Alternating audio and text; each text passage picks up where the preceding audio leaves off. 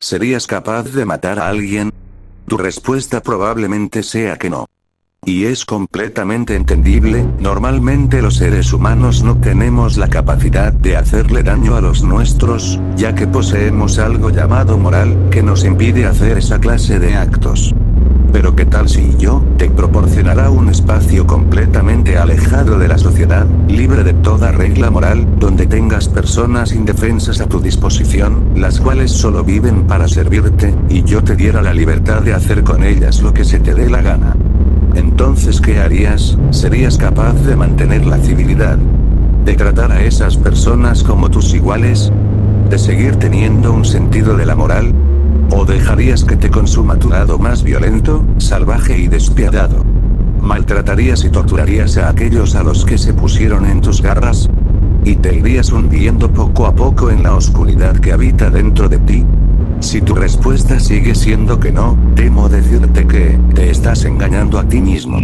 Todos poseemos un corazón de las tinieblas dentro de nosotros, palpitando atentamente, envenenando discretamente nuestras entrañas, esperando con la paciencia de un buitre, hasta que tú rompas tu moralidad.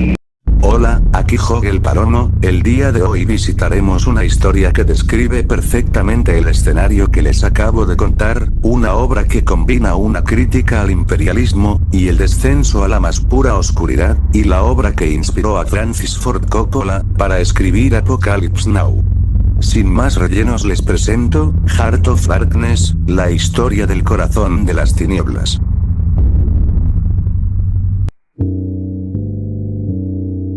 Heart of Darkness, o por su traducción, El corazón de las tinieblas, es un libro escrito por el autor polaco-británico Joseph Conrad en el año 1899.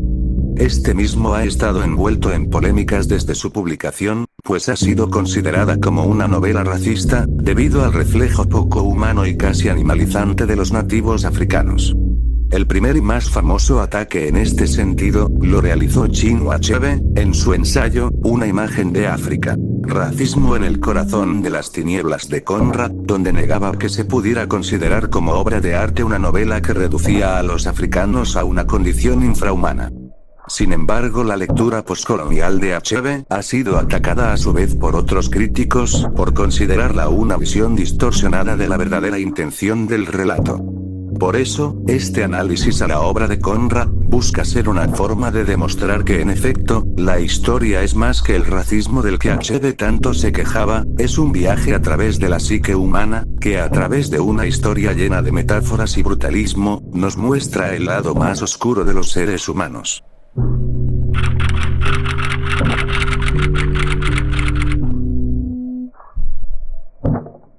La historia comienza, con una tripulación de hombres en un barco, esperando a que la marea baje para poder zarpar hacia Londres.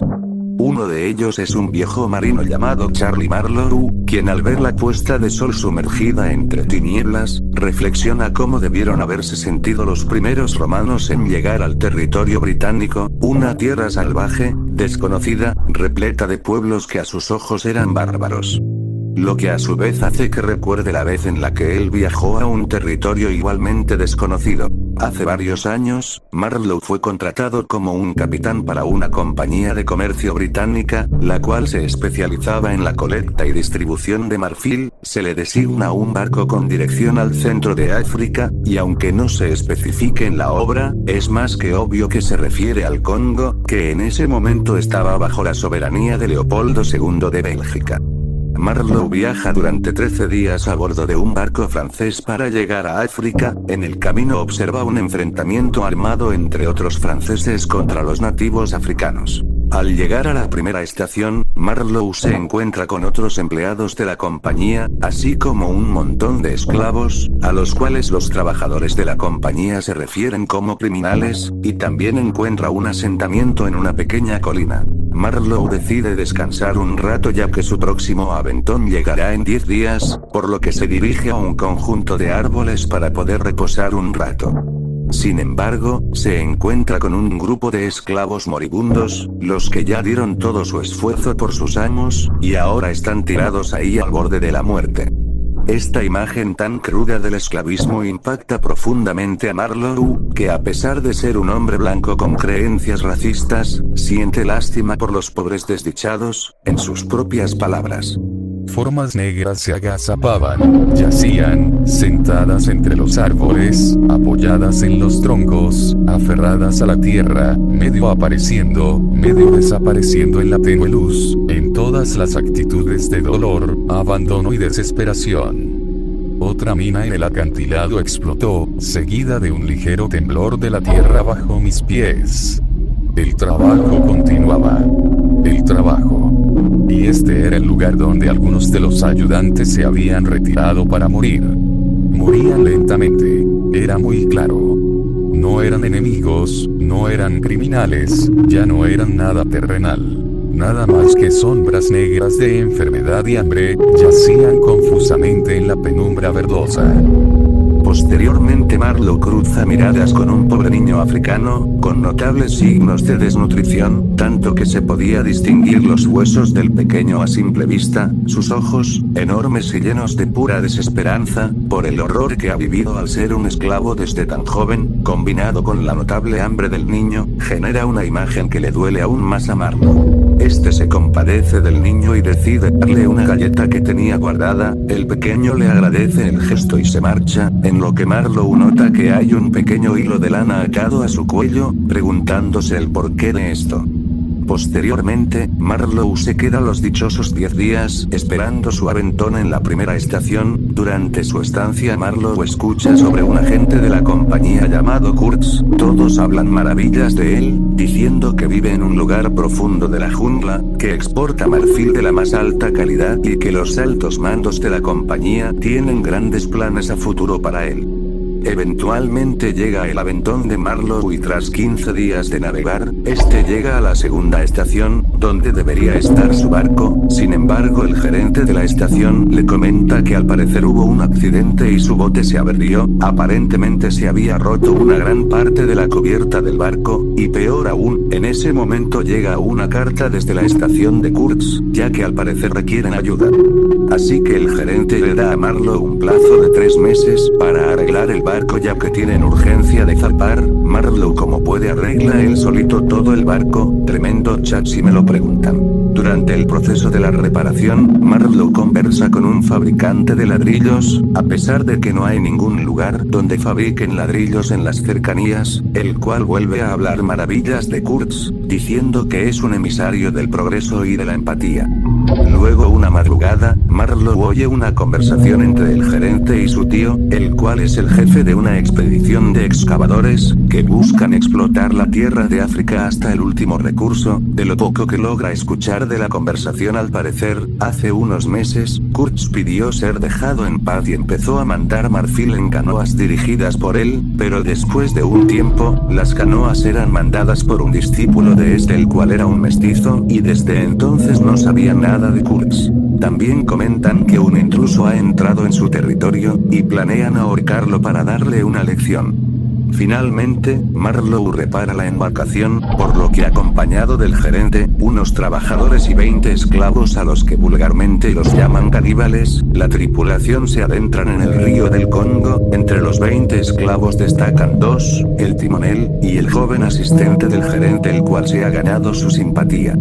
Marlowe a la vez nos comparte sus terrores al adentrarse al susodicho corazón de las tinieblas, el cual es un término que él mismo utiliza para referirse a las profundidades del Congo, el corazón de África, debido a que es básicamente un territorio desconocido y aislado, casi como si fuera un planeta distinto, además que también, el miedo con chocar con alguna piedra que dañara el navío, era lo que mantenía a Marlowe con una gran ansiedad. Al seguir navegando por el río, se encuentran con una aldea de tribus salvajes, cuyos habitantes gritan al ver el bote pasar, pero no como una forma de amenaza, sino más bien, como por la emoción de observar un barco por primera vez en sus vidas. Marlowe procede a comentar que a pesar de que él se considera un hombre civilizado, el oír los gritos de los lugareños, hacía sentir como que una parte primitiva de él respondía a su asombro, reflexionando que a pesar de que los veían en menos, los africanos eran igual de humanos que ellos los británicos.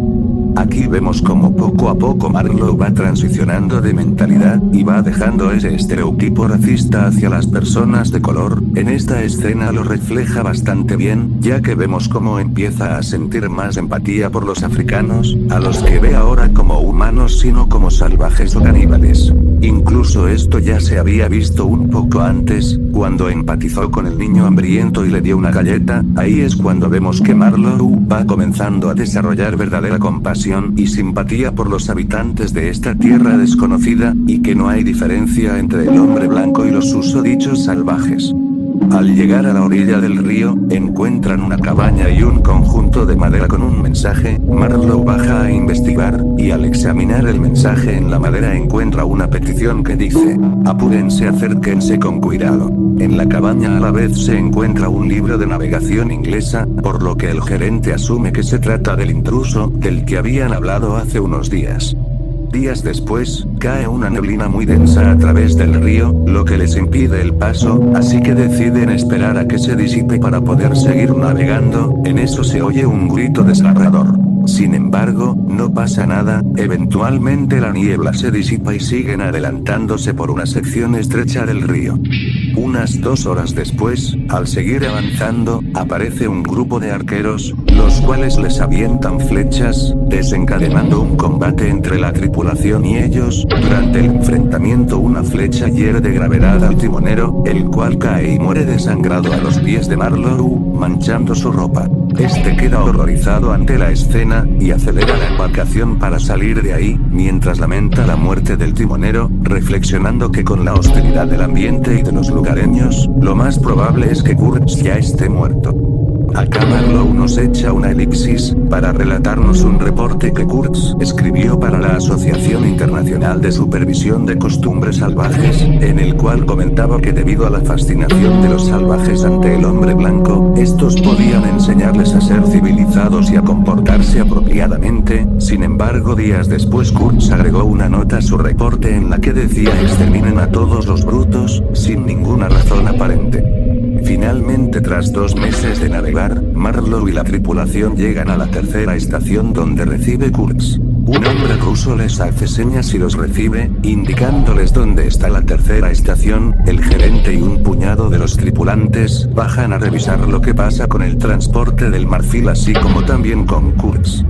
Se revela que el ruso es el intruso, quien se volvió un discípulo de Kurtz, tras este amenazarlo de muerte por entrar a su territorio y intentar robarle su marfil. Sorpresivamente el ruso es bastante fiel a Kurtz, y habla maravillas sobre él diciendo que es culto, bondadoso y un hombre con gran labia. Y le aclara a la vez a Marlowe que los lugareños no tenían la intención de hacerles daño al atacarlos, simplemente tenían miedo de que se llevaran a Kurtz, ya que al parecer todos lo ven como un dios.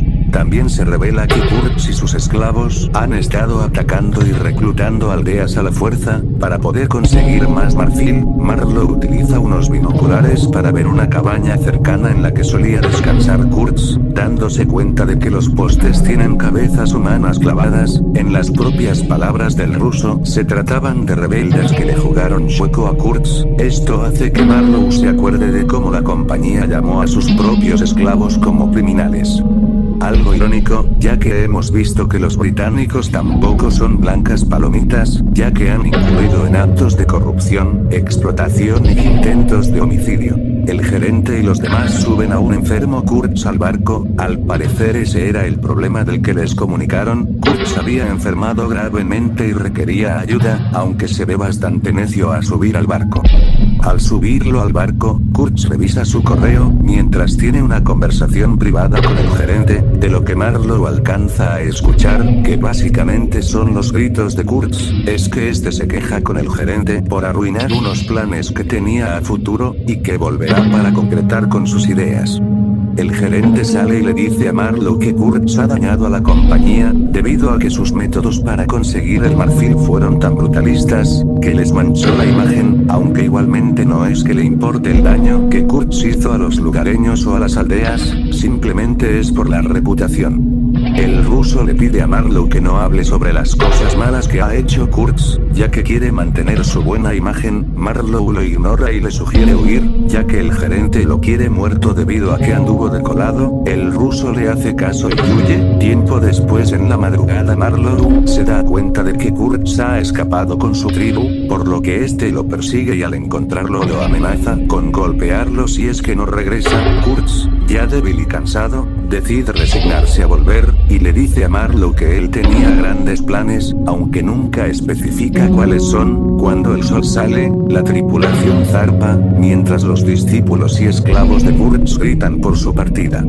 A mitad del camino de regreso el barco se avería, por lo que Kurtz, presintiendo su propia muerte, decide entregarle todos sus papeles y documentos a Marlowe, pidiendo que se los cuide, y le comenta sobre su prometida. Inmediatamente, su expresión cambia, horrorizado, mira hacia el cielo con los ojos bien abiertos, y exclama la frase: "El horror, el horror". Horas después, el asistente del gerente confirma a los hombres de que Kurtz ha fallecido. Marlowe entonces nos cuenta que decidió regresar a Europa, romper su contrato con la compañía, y vivir su vida, ya que al parecer, no aguantaba estar rodeado de personas que no comprendieran el horror que había pasado durante la expedición. Un tiempo no especificado después, un agente de la compañía va a pedirle los documentos de Kurtz a Marlowe, ya que al parecer la compañía tenía derecho a su posesión. Este accede, pero solo le da unos pocos documentos, incluyendo el reporte que había hecho para la Asociación de Culturas, solo que habiendo quitado la nota que decía: "Exterminen a todos los brutos", ya que sabe que con la mentalidad racista que tienen ellos, no dudarán en hacer caso y hacerle más daño a los pobres africanos, y Marlowe ya se ha encariñado con ellos, por lo que se niega a seguir siendo partícipe de esos actos. El agente ni presta atención y se retira. 2 días después, el primo de Kurtz llega a hablar con Marlowe. Se nos revela que al parecer Kurtz solía ser un músico, pintor y un periodista retirado, describiéndolo como un hombre talentoso que tenía el futuro por delante. Finalmente llega un periodista compañero de Kurtz, el cual le dice a Marlowe que Kurtz pudo haber incursionado en la política, pero que al final decidió irse a trabajar para la compañía, lamentando su muerte. Al cabo de unos días, Marlowe va a visitar a la prometida de Kurtz, a la cual le entrega el resto de los documentos. Esta le pregunta a Marlowe cuáles fueron las últimas palabras de Kurtz. Este le miente y le dice que fue su nombre. Al final, Marlowe reflexiona que ni él mismo sabe por qué decidió mantener la buena imagen que tenían sobre Kurtz, pero que igualmente preferiría vivir con ello. Tras concluir su historia, los hombres y el viejo Marlowe van hacia Londres, ya que ya se calmó la marea. Conrad acaba el libro señalando que el camino hacia Londres está rodeado de tinieblas, dejándonos en claro de que la civilización y la jungla no tienen mucha diferencia.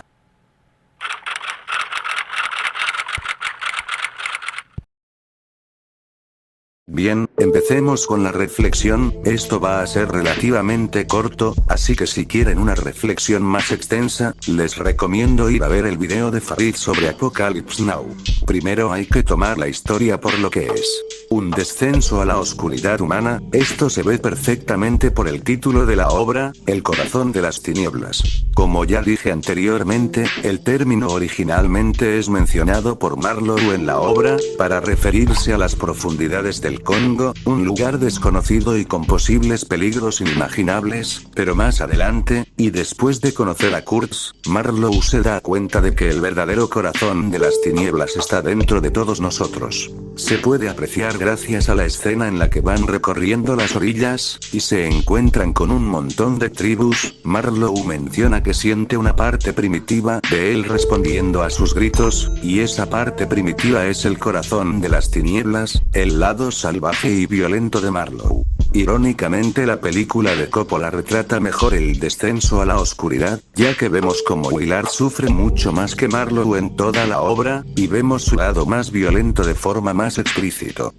En este caso el Congo ahora pasa a representar el lado más oscuro del ser humano. El río es el camino de autodescubrimiento que uno va tomando para encontrarlo, mientras que Kurtz y su séquito representan lo que pasa cuando uno se deja llevar por esos impulsos, y esto se respalda por el hecho de que la obra toma lugar durante el gobierno de Leopoldo II de Bélgica, que fue uno de los períodos más violentos y horribles para el Congo, así como para la humanidad en sí, ya que hubo millones de bajas y explotaciones brutalistas, tanto que eventualmente el gobierno belga tuvo que quitarle la posesión de esa colonia a Leopoldo, por el exceso de brutalidad con el que la manejaba. Y de hecho mientras investigaba para este video, me enteré de que al parecer, Kurtz está inspirado en una persona real, o bueno varias. Siendo estos: Arthur Jodister, quien también era venerado como un dios por las tribus; Leon Rom, quien ejercía gran brutalidad con los congoleños; Edmund Musgrave Bartelot, un líder de una colonia que enloqueció y que fue asesinado; y Georges Antoine Klein, un conocido de Conrad, el cual enfermó y falleció en un barco que el propio Conrad capitaneaba a través del Congo, así como también, varias partes de la historia fueron inspiradas en experiencias de Conrad, quien también fue un marino, por lo cual se proyectó como Marlowe en la obra.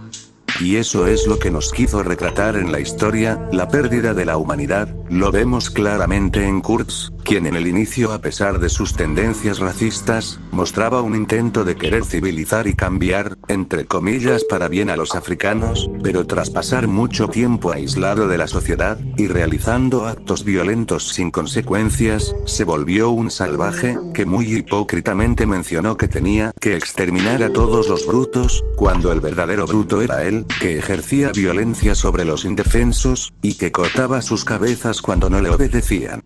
Y no solo en Kurtz vemos esta hipocresía y salvajismo, también lo vemos en los otros hombres de la compañía, como los esclavistas que tenían al borde de la muerte a los africanos, y tenían el descaro de llamarles criminales; también lo vemos con el gerente y con su tío, los cuales querían ahorcar a un hombre posiblemente inocente, que solo estaba haciendo su trabajo. Si no fuera por Marlowe que le aconsejó huir, probablemente lo hubieran matado. Así como también, a pesar de que sí se muestran a los africanos en algunas partes como salvajes, también nos los muestran como víctimas del corazón de las tinieblas de los hombres blancos. En general, en toda la obra nadie es inocente, a excepción de Marlowe, aunque bueno, seamos sinceros, él es el que cuenta la historia, y todos sabemos que cuando alguien cuenta la historia desde su perspectiva tiende a blanquearse para quedar mejor. Por lo que al final del día, eso es lo que nos muestra el corazón de las tinieblas, lo que pasa cuando los humanos pierden su capacidad de empatizar con sus iguales, cuando se deja salir ese salvajismo sin consecuencias y sin mediciones. La única razón por la que quisieron detener a Kurtz, no fue porque sentían horror por lo que había hecho con los pobres africanos, sino porque había dañado la imagen de la compañía al ser demasiado brutal, pero fueron los mismos hombres de la compañía que le dieron la libertad de ser lo más violento que quisiese. Lo que me lleva a concluir con el tema del horror. En toda la obra y sobre todo al final se maneja el tema del horror de una forma bastante adecuada. El horror aquí se manifiesta como el sufrimiento de los personajes, lo vemos en los esclavos alrededor de toda la obra, al ser obligados a trabajar forzosamente; lo vemos en Marlowe cuando este observa los maltratos y las condiciones precarias a las que están sometidos, así como las muertes ocasionadas en su travesía; y finalmente lo vemos con Kurtz, que irónicamente siente horror no por sus acciones, sino por el hecho de que ya no podrá volver a ejercer la violencia y el poderío que tenía sobre sus esclavos. Por ende, el mensaje que nos quiso dejar Conrad con esta obra, no fue el de que los africanos fueran unos brutos sin cerebro, sino que todos podemos ser monstruos, si dejamos que nuestros corazones de las tinieblas nos envenenen. Por eso es que en la vida hay que ser como Marlowe hasta cierto punto. Tener empatía por los demás, ayudar a los más necesitados y sobre todo, aprender a controlar nuestros impulsos violentos, porque como bien dicen allá en mi barrio, somos animales, pero animales civilizados. Gracias por ver este video, me costó bastante sacarlo para la fecha estimada, pero al final lo logré sacar. Espero que les haya gustado y nos vemos en la próxima.